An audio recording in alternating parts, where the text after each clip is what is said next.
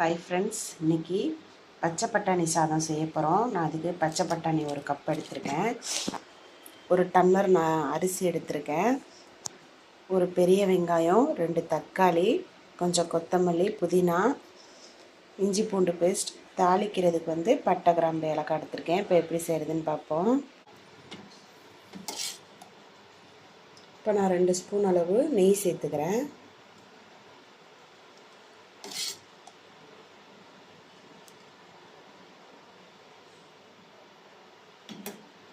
தேவையான அளவு எண்ணெய் சேர்த்துக்குவோம்.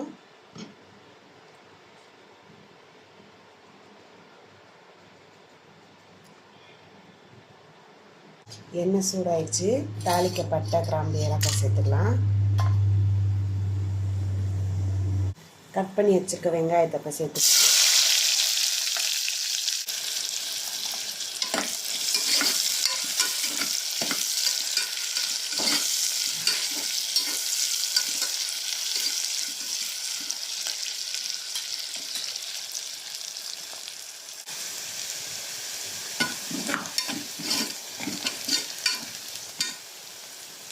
அடுத்து கட் பண்ணி வச்சுருக்க தக்காளியை சேர்த்துருவோம்.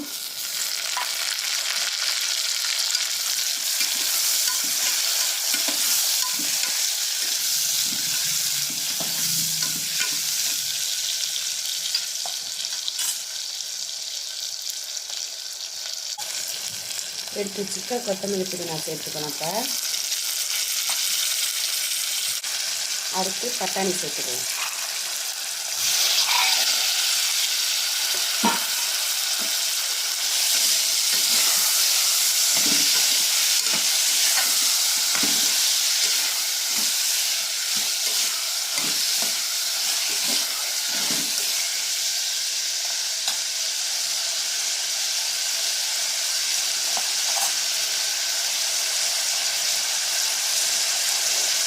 இஞ்சி பூண்டு பேஸ்ட்டு 1 ஸ்பூன் சேர்த்துக்குவோம்.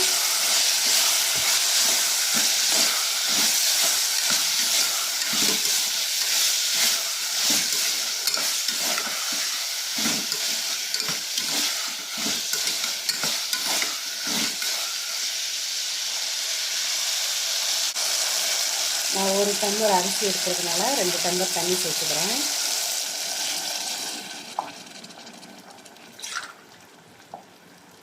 தேவையான அளவு உப்பு சேர்த்துக்குவோம்.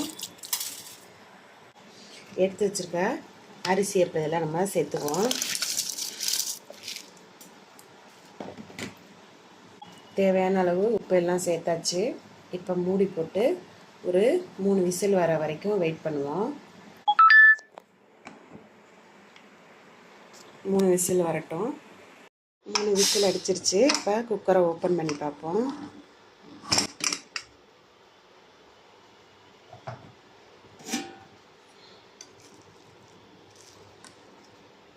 நீங்கள் பாருங்கள் எப்படி வந்திருக்குன்னு.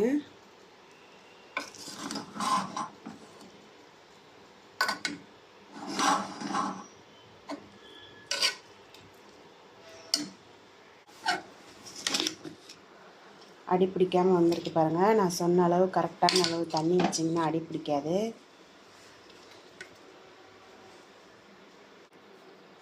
அவ்வளோதான், பச்சை பட்டாணி சாதம் ரெடி ஆயிடுச்சு. இது மாதிரி நீங்களும் செஞ்சு பாருங்கள். செஞ்சு பார்த்துட்டு எப்படி இருக்குன்னு சொல்லுங்கள்.